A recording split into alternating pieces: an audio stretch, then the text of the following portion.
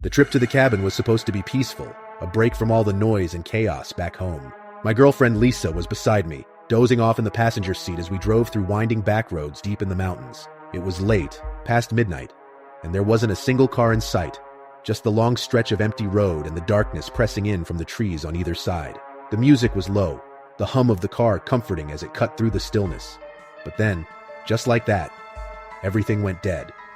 The engine sputtered and died, and we coasted to a stop on the side of the road.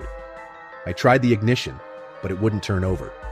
Just clicks. Lisa woke up, looking around with that half-dazed worry that comes when you realize something's wrong. "What happened?" I sighed. "I think the battery's dead. Maybe the alternator." I grabbed my flashlight and told her to stay put, popping the hood to check things out, even though I knew there was no way I'd fix it here. I didn't see any obvious problem, but when I tried my phone, my stomach sank. No signal.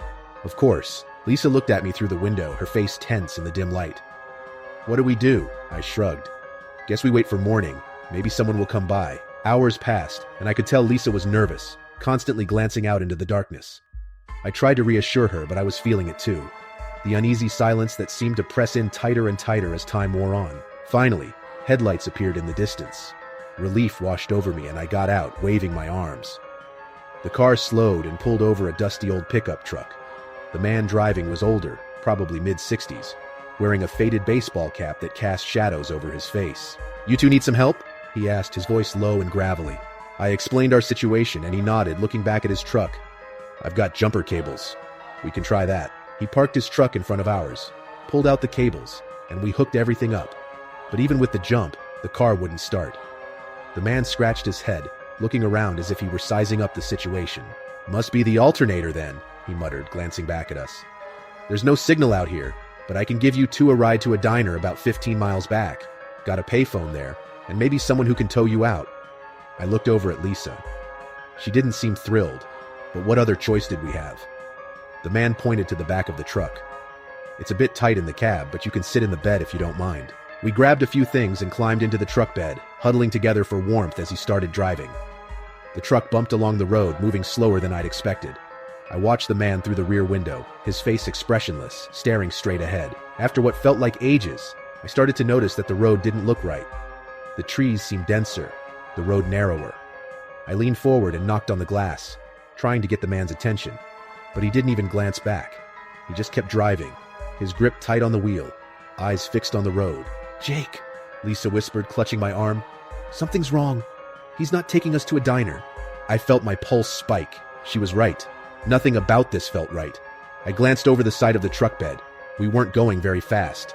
I think we have to jump." Lisa's eyes went wide, but she nodded, squeezing my hand. We counted down quietly, 3, 2, 1, and leapt from the truck, landing hard on the gravel shoulder. We rolled into a ditch, scraping our arms and legs, but we were okay. We lay there, catching our breath, listening to the silence, hoping he hadn't heard us. But then, the truck's brake lights glowed red, and it rolled to a stop.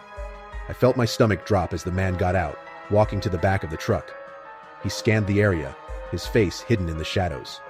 He muttered something under his breath, then stepped closer, his eyes scanning the ditch. We held our breath, pressing ourselves down, barely daring to move. My heart was pounding so loud I was sure he could hear it. After a few agonizing moments, he cursed, turned around and got back in his truck.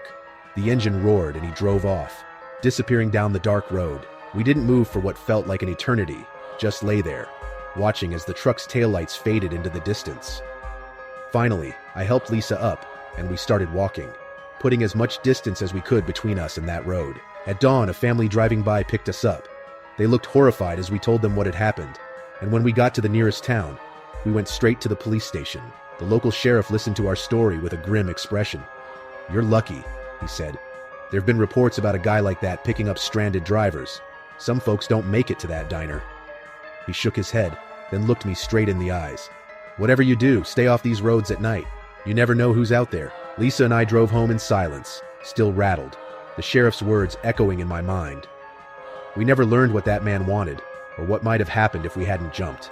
But every time I drive a lonely road at night, I can't help but think of him, and I feel that creeping dread all over again. It was around 11 p.m., and I was halfway through my solo drive back home from a work conference. I had chosen the route through rural backroads for the quiet scenery and to avoid highway traffic.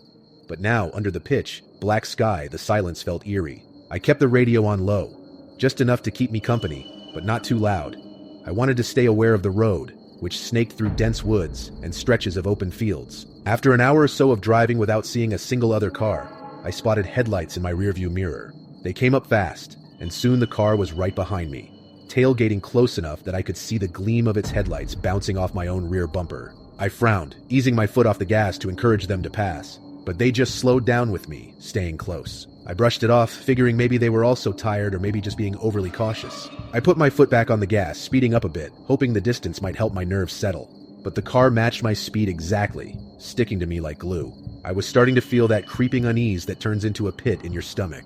There was nothing around, no lights, no exits, no buildings. Just dark trees and that car looming in my rearview mirror. I glanced over my shoulder, catching a glimpse of the driver.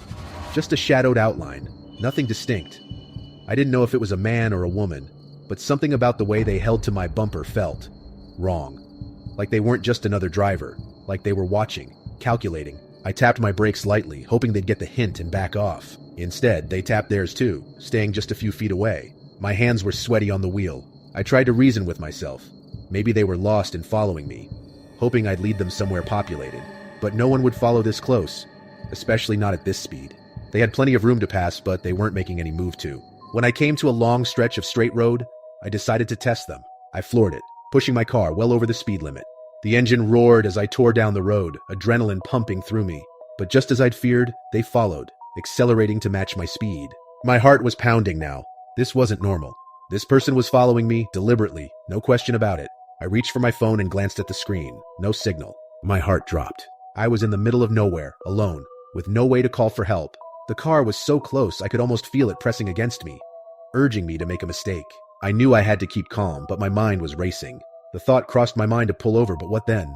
Whoever was in that car didn't seem friendly. I spotted a turn, off ahead, a narrow dirt road that led off into the woods. Without thinking, I jerked the wheel and veered onto it, skidding slightly as my tires hit the gravel. For a brief, hopeful moment, I thought I might have lost them. But then, there they were, headlights bouncing along behind me as they made the same turn. They were relentless. My mind spun with panic.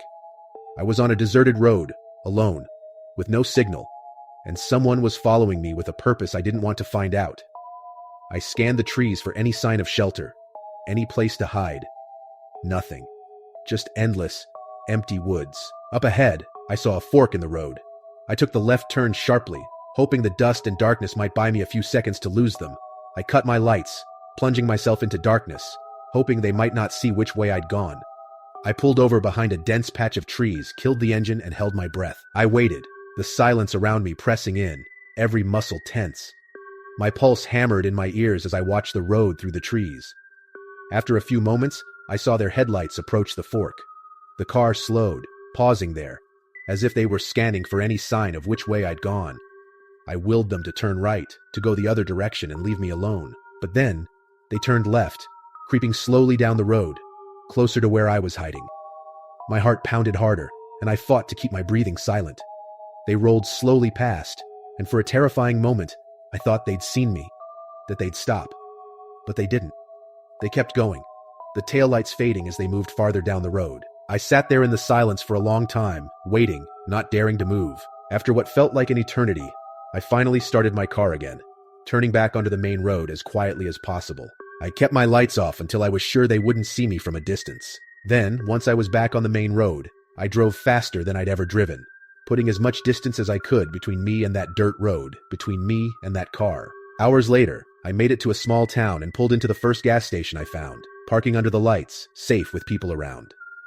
My hands were shaking as I sat there, catching my breath, grateful to have escaped. I never found out who was in that car or what they wanted, but that night, on that empty stretch of road, I learned just how terrifying a stranger's attention can be. I still drive back roads sometimes, but I'm always looking in the rearview mirror, waiting to see those headlights again. It was late October, and 3 friends, Nina, Dave, and Sarah, decided to take a weekend road trip across back roads in Appalachia. The air was chilly, and mist hung low over the hills as they drove through winding roads, thick forests flanking each side. The group was in high spirits, sharing laughs and snacks, the thrill of the drive making them feel alive. They planned to stay at a small cabin a few hours away, nestled deep in the woods, far from the buzz of any town. As they entered a particularly dense part of the forest, they noticed a strange mile marker on the side of the road. It read 1312. Dave, who was driving, laughed, calling it a prank from a bored local. They snapped a picture, laughed it off, and kept driving. But then, they passed it again, a second 1312 mile marker. This time, it felt different. Dave slowed down, scratching his head. Didn't we just pass that? Maybe it's just a coincidence, Nina suggested. But Sarah was less convinced. You're sure we didn't turn around by mistake? Dave insisted they hadn't. They'd been driving straight for nearly an hour now. But as they drove, the road began to change. The trees seemed thicker, almost too close to the road, and the air felt colder, heavier. The mist rolled in thicker, obscuring everything but the narrow road in front of them. And then they passed it again, the same 1312 mile marker. They stopped. This time, they all felt the tension, a crawling dread that slithered over their skin. Sarah suggested turning back, but when they checked their phones for directions, there was no signal, and the GPS wouldn't load. They decided to continue, reasoning they'd eventually come out on the other side of this strange stretch of road. But as they drove, they began seeing other mile markers, each more bizarre than the last. Mile marker 1334, then 14, and then 1312 again. It was as if they were trapped in some endless loop. The surroundings began to change too. The trees grew gnarled, their branches clawing out over the road, and strange shadows darted between them. Sometimes, they'd see a flash of movement in the rearview mirror, something watching them, lurking just out of sight. Panic started to take hold. Dave sped up, hoping to break free, but then they saw it again, the 1312 mile marker. They stopped the car. Silence descended, so thick it seemed to press in on them. Dave got out, intending to walk a bit, to see if he could find a way out. But as he stepped onto the road, his flashlight caught something in the distance. Another car, a beaten-up sedan, parked on the side of the road. It was covered in moss and rust, as if it had been there for years, forgotten by time. Curious, they walked up to it. Inside were piles of what looked like old camping supplies, a moldy sleeping bag, and a diary on the dashboard. Sarah reached in, wiped away the dust, and opened it. The entries were messy, scrawled with frantic handwriting, and the last entry read, "We're still on this road. We can't find the way out. If anyone finds this, please help." The date was nearly 20 years ago. They stumbled back to their own car, feeling watched, the hair on their arms prickling. Just as they were about to drive off, they saw a figure in the mist ahead, waving them down. They hesitated, but the figure stepped closer. A man, dirty and gaunt, with hollow eyes. "Please," he rasped. "You have to take me with you. I've been here so long," Sarah screamed, and Dave floored the gas. The figure faded in the rearview mirror, his hand still raised, his face a mask of despair. They sped down the road, praying they wouldn't see that 1312 mile marker again. But there it was, looming out of the mist, taunting them. They didn't remember falling asleep, but they woke up hours later, parked at a gas station, the sun creeping over the horizon. Disoriented, they stumbled inside and asked the clerk where they were. When they explained the road they'd been on, the clerk's face went pale. "Nobody drives that road at night," he said quietly. "They say it's cursed. People who drive it get lost. Some never come back." They left the gas station in silence, each of them haunted by the mile marker that never let them go. To this day, none of them have returned to Appalachia, and they never speak of the 1312 mile marker that shouldn't exist.